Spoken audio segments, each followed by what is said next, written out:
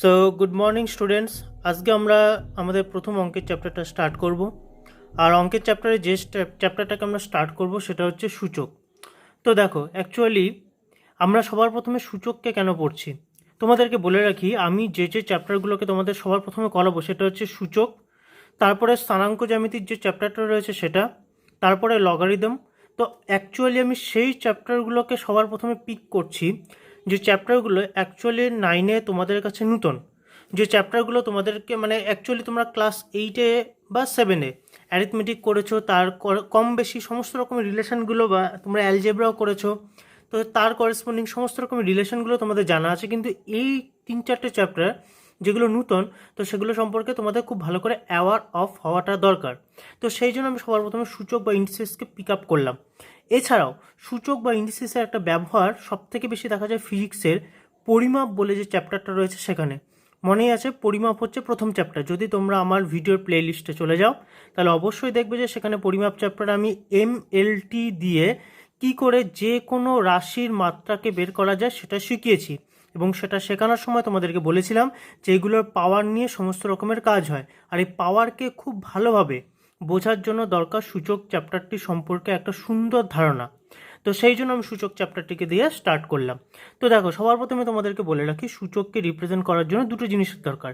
একটা হচ্ছে একটা ভ্যালু, যে ভ্যালুটার নাম আমরা ABCD যা খুশি তাই ধরতে পারি। তো আমি এখানে ধরে নিলাম সেই ভ্যালুটার নাম হচ্ছে এক্স। তো এই এক্স ভ্যালুটাকে আমরা সবসময় বলবো কি, বেস। আর এক্সের মাথায় একটা পাওয়ার থাকবে, যেটাকে আমরা ছোটোবেলা থেকে পাওয়ার বলে আসছি। সেটাকে এখানে কি নাম দেওয়া হয়েছে, ইন্ডেক্স বা সূচক। ওকে, তো আমরা যখনই কোনো কিছুকে পাওয়ারে রিপ্রেজেন্ট করব, অর্থাৎ তার পাওয়ার ব্যাপারটা কি, পাওয়ার ব্যাপারটা হচ্ছে অ্যাকচুয়ালি, ধরে নেওয়া যাক এখানে এক্সের ভ্যালু 2, মানে হচ্ছে যে এখানে কটা এক্স আছে, দুটো এক্স আছে। এক্সের ভ্যালু যখন 3 হয়ে যাচ্ছে, কটা এক্স আছে, 3টে এক্স আছে। অর্থাৎ পাওয়ার মানে হচ্ছে বা ইন্ডেক্স মানে হচ্ছে যে এক্সের কতগুলো ঘর আছে, এক্সের কতগুলো মান আছে, মানে মান মিন্স হচ্ছে কতগুলো ভাগে ডিভাইড হয়ে যাচ্ছে এক্স অ্যাকচুয়ালি আর কি। ওকে, তো সেরকম একটা ব্যাপার ইন্ডিসেস মানে হচ্ছে বা ইন্ডেক্স মানে। তো সেই জন্য আমরা যখনই, সবার প্রথমে আমাদেরকে কি জানতে হবে, যখনই আমরা এক্সকে অনেকগুলো সংখ্যা দিয়ে রিপ্রেজেন্ট করার চেষ্টা করছি, মানে ব্যাপারটা কি দাঁড়াচ্ছে, যখন আমি অনেকগুলো সেম টাইপের বেস, সেম টাইপের বেস বা সেম বেস নিয়ে তাদের মধ্যে গুণ করানোর চেষ্টা করছি, তার মানেটা দাঁড়াচ্ছে ওই বেসের পাওয়ারগুলোকে যোগ করে দিয়ে তার ভ্যালুকে বের করে নেওয়া। মানেটা কীরকম দাঁড়ালো, অর্থাৎ আমি এখানে কটা এক্স নিয়েছি, 3টে এক্স। 3টে এক্স মানে কত, x to the power cube. কীভাবে আসলো, তো দেখো এখানে ব্যাপারটা হচ্ছে এরকম, এক্সের মাথায় কটা ওয়ান আছে, একটা ওয়ান, দুটো ওয়ান, 3টে ওয়ান। তো আমরা যদি 3টে ওয়ানকে যোগ করে দিই তাহলে আমরা কি পেয়ে যাব, x to the power cube পেয়ে যাব। এইবার ব্যাপারটা কি দাঁড়াচ্ছে, ধরে নেওয়া যাক যে আমি এক্সের জায়গায় ধরে নিলাম 2। কটা 2 আছে, 1, 2 আর 3। আমরা ছোটোবেলা থেকে দুটো জিনিস শিখে এসেছি, যে যতবার আমরা গুণ করব কোনো সংখ্যাকে, সিম্পলি গুণ করে যাব, তাই না? যতবার আমরা কোনো সংখ্যাকে গুণ করব সিম্পলি সেই সংখ্যা দিয়ে সেই সংখ্যাকে গুণ করে যাব। তো আমিও সেটাই করলাম, 2 এর সঙ্গে 2 2 2 কন্টিনিউভাবে গুণ করেই যাচ্ছি, আর করেসপন্ডিং ভ্যালুগুলোকে পেয়ে যাচ্ছি। তো এবার ধরে নেওয়া যাক যে যখন আমি 3টে 2কে গুণ করলাম কত পেলাম, 8। অর্থাৎ 2-এর পাওয়ার এখানে কত আছে, 2-এর পাওয়ার সবসময় মাথায় রাখবে, এক্সের পাওয়ার যখন 1 হচ্ছে তখন আমরা কি পাচ্ছি, একটা এক্স পাচ্ছি। অর্থাৎ 2-এর পাওয়ার 1 হওয়ার জন্য আমরা কি পাবো, 2 পাবো। তাহলে এখানে কত পাওয়ার বা ইন্ডেক্স, 2। এখানে 2-এর পাওয়ার বা ইন্ডেক্স কত, 1। তো সেই জন্য আমি কত ভ্যালু পাচ্ছি, সব কটাতে 2 করে পাচ্ছি। অর্থাৎ এই তিনটের গুণফল মানে হচ্ছে কত, 8। অথবা আমি যদি বলি যে 2 to the power 1 plus 1 plus 1, অর্থাৎ 2 টু দি পাওয়ার কত আছে, এখানে কিউব আছে, তো 2 টু দি পাওয়ার কিউব মানে কত, 8। তাহলে দেখো আমরা প্রথম যে ফর্মুলাটা পাচ্ছি, যদি আমরা এক্সের পাওয়ার ইনফাইনাইট নিতে থাকি এবং তাদের ভ্যালুগুলোকে করেসপন্ডিংলি গুণ করতেই থাকি, তাহলে আমরা কি পেয়ে যাব, নূতন যে ভ্যালুটা পাবো সেটার নাম কি হয়ে যাবে, x to the power N. অর্থাৎ আমরা যদি পাওয়ারটাকে ক্রমাগত বাড়াতেই থাকি তাহলে আমরা কি পেয়ে যাব, x to the power N একটা ভ্যালু পেয়ে যাব। এটা হচ্ছে আমাদের প্রথম ফর্মুলা, যেটার এক্সপ্লেনেশন আমি উপরে দিলাম। সেকেন্ড যে ফর্মুলাটা আসে, যে ধরে নেওয়া যাক যে আমাদের কাছে দুটো ভ্যালু আছে, কীরকম, একটা এক্স টু দি পাওয়ার ধরে নাও এম, আর একটা ওয়াই টু দি পাওয়ার, অথবা তুমি ধরে নাও যে x to the power n. ভালো করে বোঝার চেষ্টা করবে, একবার হচ্ছে x to the power m, একবার হচ্ছে x to the power n. মানেটা কি দাঁড়াচ্ছে, এই ফর্মুলাটা থেকে আমরা একটা জিনিস বুঝতে পারবো যে যখন আমাদের বেস অর্থাৎ যে ভ্যালুর সাপেক্ষে আমরা পাওয়ারকে আলাদা আলাদা করলাম তারা যখন একই থাকবে তখন তাদের পাওয়ার বা ইন্ডেক্সগুলো যোগ হয়ে যাবে। ওকে, তো এর একটা এক্সাম্পল আমি কি নিতে পারি, যে ধরে নেওয়া যাক যে আমি এখানে two to the power one নিলাম, next two to the power two নিলাম। তাহলে দেখো এম আর এন কোনো দিনই সেম জিনিস হবে না, এম আর এন কোনো দিনই সেম হবে না। যদি সেমই হতো তাহলে আমি এখানেও এমের জায়গায় কী লিখে দিতাম, এনের জায়গায় কী লিখে দিতাম, আমি এখানেও এমই লিখে দিতাম। তো সেটা তো লিখছি না, মানে এম আর এন কখনোই একই নয়। তো সেই জন্য আমি এম এর ভ্যালু নিলাম এক, এন এর ভ্যালু নিলাম দুই। তাহলে আমি দুটো ওয়েতে এটাকে শর্ট আউট করতে পারি। এক নম্বর ওয়ে যে 2 গুণ 4 সমান সমান 8 পেয়ে যাচ্ছি, অথবা আমি two to the power m plus n করে দিলাম, তাহলে আমি কী পেয়ে যাচ্ছি, two to the power cube সমান সমান 8। তো অর্থাৎ আমাদের কাছে যে সেকেন্ড ফর্মুলাটা বেরিয়ে আসলো সেটা হচ্ছে x to the power M into x to the power n equal to x to the power m plus n. Next যে ফর্মুলাটা বেরিয়ে আসছে যে যদি কোনো কারণে এক্স টু দি পাওয়ার এমকে আমরা X to the power N দিয়ে ভাগ করি, কোনোভাবে এগুলোকে স্টিফলি নেবে না। অর্থাৎ যদি কোথাও এইভাবে ফর্মুলাটাকে লেখা থাকে সেটাও একদম ঠিক, মানে আগে পরে নিয়ে কোনো ফ্যাক্ট করে না। ওকে, যেটা হচ্ছে আমার বলার উদ্দেশ্য। তো অ্যাকচুয়ালি ব্যাপারটা কী দাঁড়াচ্ছে, যদি আমরা এক্সের ভ্যালু মানে এক্স টু দি পাওয়ার এমকে যদি x to the power N দিয়ে ভাগ করি তাহলে আমরা কী পাবো, এক্স টু দি পাওয়ার ওপরের যে ইন্ডেক্সটা রয়েছে সেটা মাইনাস নিচের যে ইন্ডেক্সটা রয়েছে সেটা।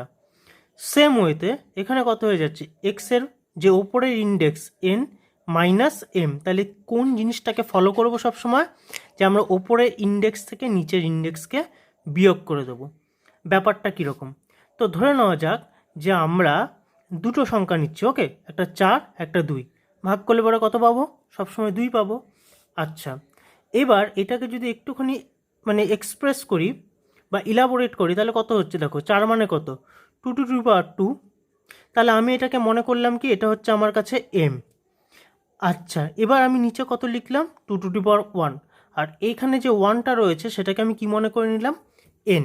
তুমি উল্টোটাও মনে করতে পারো, তুমি এখানে A B C D E F যা খুশি তাই মনে করে নিতে পারো, কোনো যায় আসে না এতে। ওকে, জাস্ট এগুলোকে আমরা অ্যাজিউম করে নিই যাতে আমরা ইজিলি ফর্মুলাগুলোকে বারবার মনে রাখতে পারি। ওকে, তো দেখো এখানে অ্যাকচুয়ালি কত হচ্ছে, তাহলে এই ওপরের ভ্যালুটাকে আমি কি ধরেছি এম, আর নিচের ভ্যালুটাকে কি ধরেছি এন।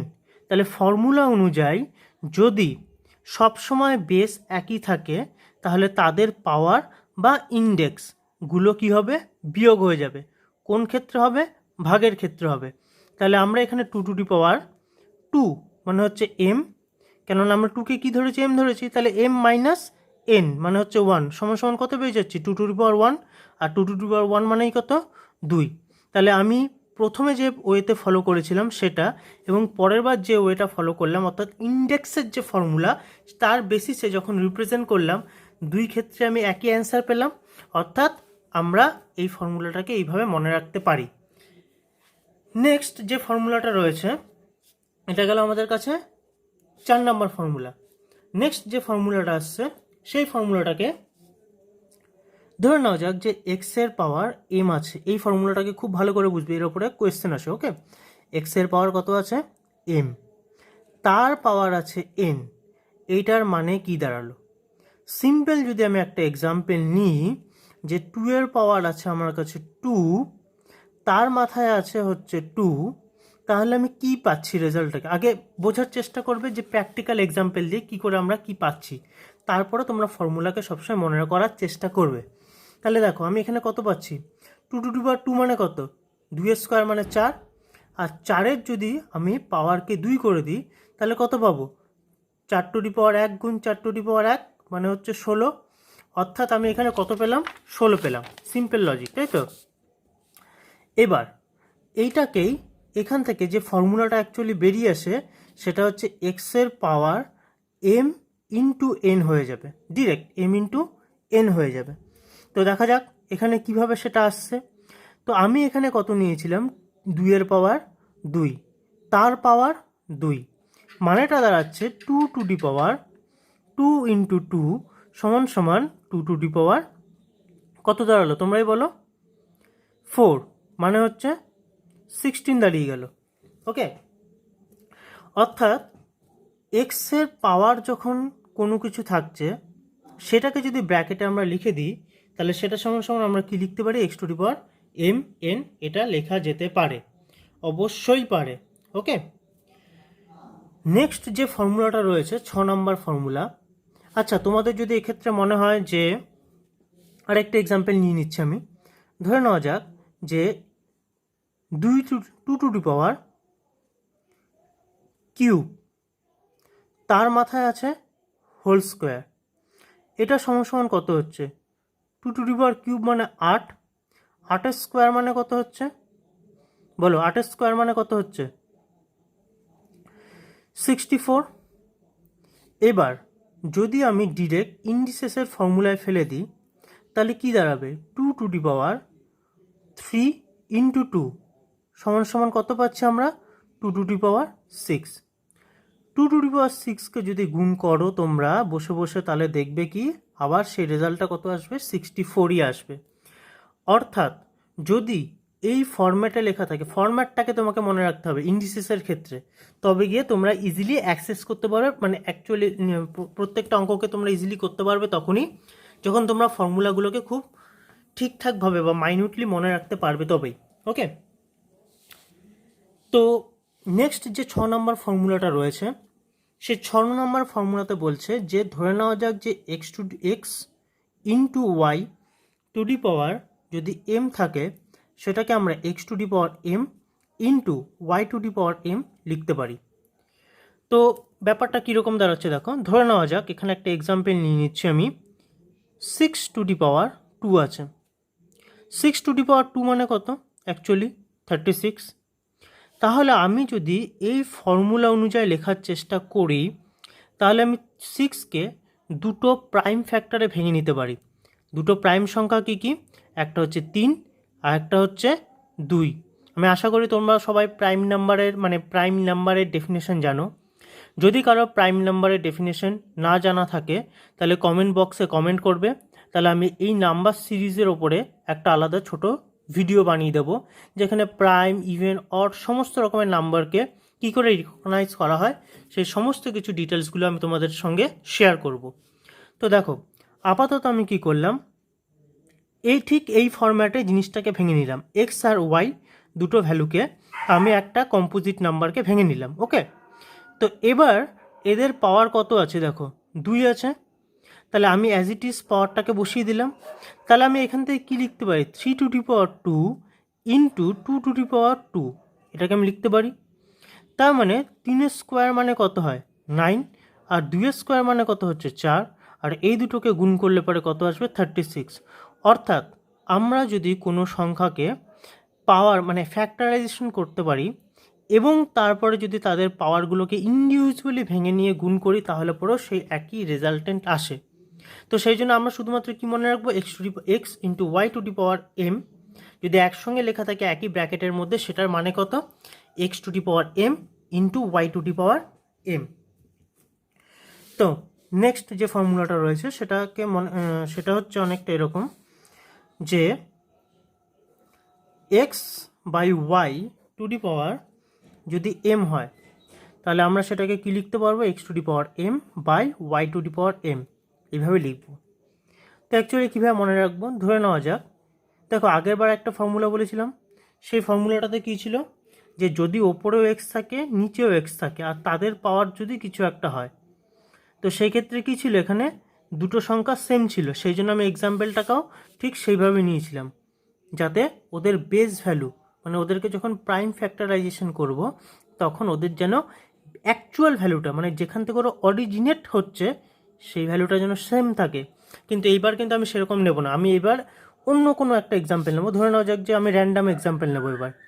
র্যান্ডাম এক্সাম্পল মিনস হচ্ছে এক্সের ভ্যালু আমি ধরে নিলাম, ধরে নাও যে এক্সের ভ্যালু 6 আর ওয়াইয়ের ভ্যালু আমি ধরে নিলাম 2, আর এদের পাওয়ার হচ্ছে আমি ধরে নিলাম স্কোয়ার, আমি ধরে নিলাম। তাহলে ওপরের সংখ্যাটা আলাদা, নিচের সংখ্যাটা আলাদা, এবং এরা যেখান থেকে অরিজিনেট হচ্ছে তারাও আলাদা। তাহলে আমি এখান থেকে যদি ডিরেক্ট মানে ভ্যালুটা বের করার চেষ্টা করি, তাহলে আমি এখানে কি বলতে পারি, 2 দিয়ে কেটে দিলাম, কত পেলাম 3, 3 স্কোয়ার সমান সমান কত পেলাম 9। এইবার 3 স্কোয়ার সমান সমান 9, এটাকে যদি আমি ইন্ডেক্সের ফর্মুলা অনুযায়ী বের করার চেষ্টা করি, তাহলে আমরা তখন কিভাবে লিখব, 6 to the power square by 2 to the power square, এইভাবে লিখব। এইবার নেক্সট কেস, যে 6 কটা আছে ওপরে, 2টো আছে, তাহলে আমি এইভাবেও লিখতে পারি 6 ইন্টু 6। নিচে 2 কটা আছে, 2টো আছে, তাহলে 2 ইন্টু 2 লিখতে পারি। এইবার যদি আমি ইন্ডিভিজুয়ালি কাটি, তাহলেও দেখো সেই কত পাচ্ছি, 3 ইন্টু 3 সমান সমান 9 পাচ্ছি আবার। ওকে, সো আমাদের কাছে যে 7 নম্বর ফর্মুলাটা আসলো সেটা কি হলো, এক্স বাই ওয়াই, অর্থাৎ যদি দুটো সংখ্যা আলাদা হয় এবং তাদের পাওয়ার যদি সেম থাকে, তখন আমরা ঠিক এই ওয়েতে রিপ্রেজেন্ট করব। তোমরা কিন্তু ফর্মুলাগুলোকে অবশ্যই এক জায়গায় নোট ডাউন করবে। তো বেসিক্যালি এই সব কটা ফর্মুলার ওপরে বেস করে, অ্যাকচুয়ালি এই কটা হচ্ছে বেসিক ফর্মুলা, আর এর সঙ্গে আরেকটা ইম্পর্টেন্ট ফর্মুলা জুড়ে যায়, সেটা হচ্ছে যদি কোনো কিছু বেস এক্স হয় আর তার পাওয়ার যদি 0 হয়, তাহলে তার ভ্যালু কত হবে 1। এটা হচ্ছে একদম মানে তোমার ফিক্সড ভ্যালু, সবসময় তোমাকে মনে রাখতেই হবে। আর সেকেন্ড কেস, যদি কোনো কিছুর পাওয়ার নেগেটিভে থাকে, আমি লাস্ট ডে যখন মাত্রা বের করছিলাম তখন এই জিনিসটাকে বলেছিলাম, যদি কোনো কিছুর পাওয়ার নেগেটিভে থাকে, যেমন এরকম -1 লেখা আছে, এটা মানে হচ্ছে 1 বাই এক্স টু দি পাওয়ার 1কে বোঝায়, অর্থাৎ 1 বাই এক্সকে বোঝাচ্ছে। এবার এখানে যদি এইভাবে লেখা থাকে -3, এটার মানে হলো 1 বাই এক্স টু দি পাওয়ার কিউবকে বোঝাচ্ছে, অর্থাৎ 1 বাই এক্স টু দি পাওয়ার কিউবকে বোঝাচ্ছে। কেন আমি এই একই লাইনকে দুবার লিখলাম, যখন আমরা এক্সাম্পলে রিপ্রেজেন্ট করব তখন এটাকে বোঝা যায়।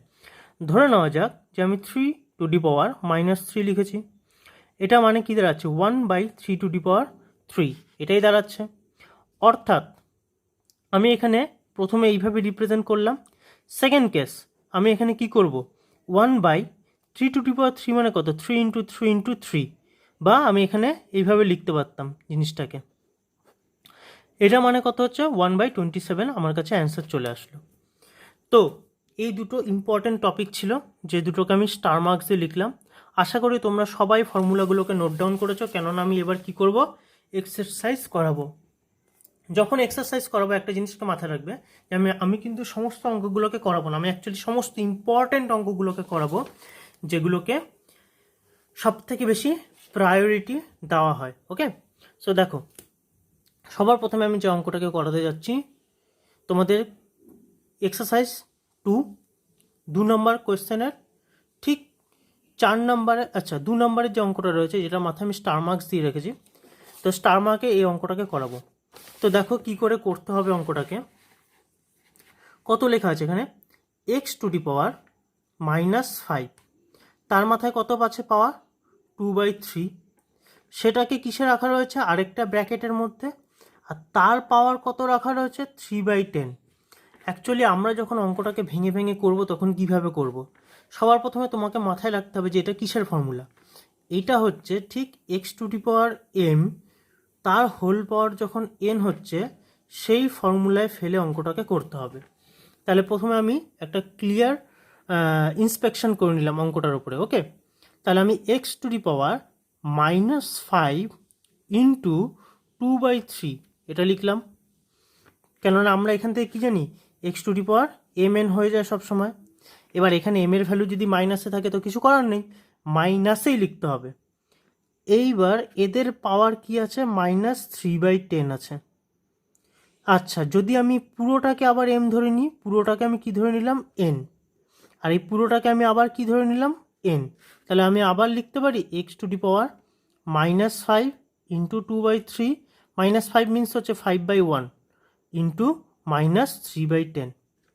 এবার আমরা কি জানি, মাইনাস মাইনাসে কী হয়ে যায়, প্লাস হয়ে যাবে। তাহলে মাইনাস মাইনাসে কী হয়ে যাবে, প্লাস হয়ে যাবে।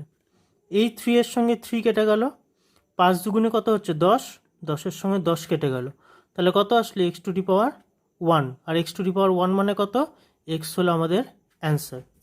তো আশা করি তোমরা বুঝতে পেরেছ। এটা আমরা কোন অঙ্কটা করলাম, এক্সারসাইজ 2 নেক্সট যে অঙ্কটা করব সেটা হচ্ছে এই অঙ্কটা।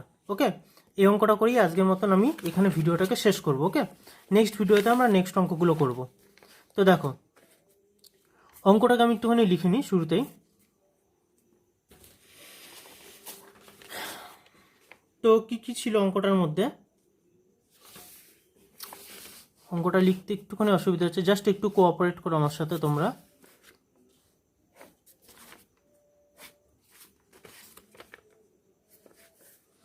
এক্স এ, আশা করি তোমরা অঙ্কটাকে দেখতে পাচ্ছ, আমি অঙ্কটাকে একটু লিখে নিই। ওকে, এক্স এ বাই বি, তার পাওয়ারে ছিল এ square plus a b plus b square.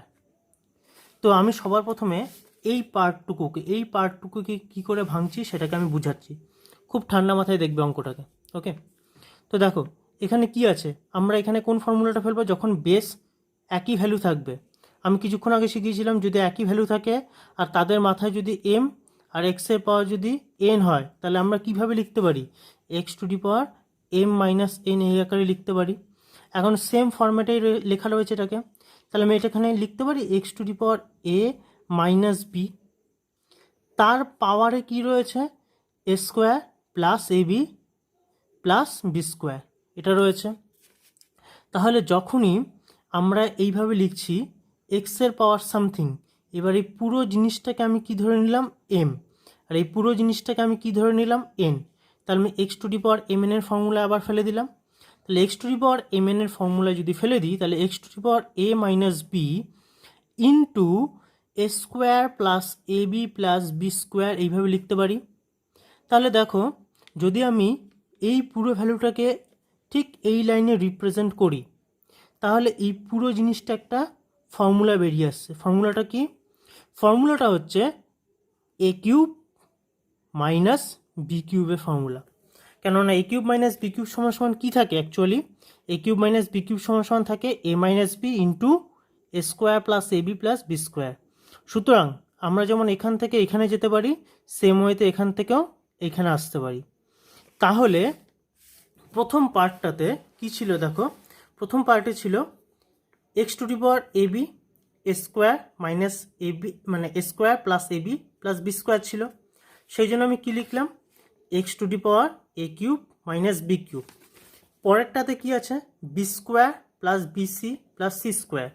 তাহলে আমরা যদি বি কিউব মাইনাস সি কিউবের ফর্মুলাটা দেখি, তাহলে কি আসবে আমাদের কাছে b minus c into b square plus bc plus c square, এটা আসবে।